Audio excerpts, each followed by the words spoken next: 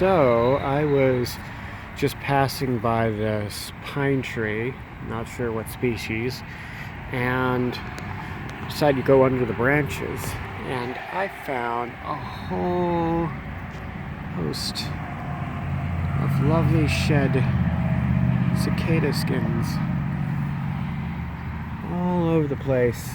Right here. Oh, these two were on top of each other right here. See that? Oh, come on. Yeah, right there.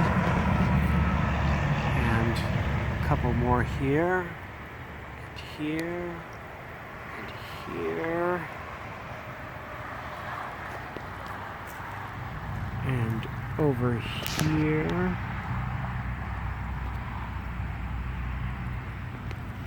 And right here and here, all over the trunk of this tree. It all started with these little boogers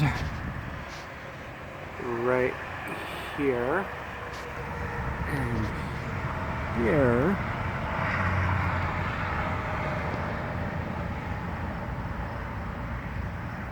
There's some here, the branches. So, however long it was ago, whole mess of cicadas when they came out just started molting on this pine tree right here. That's really fascinating. I'll probably end this video with the one right here.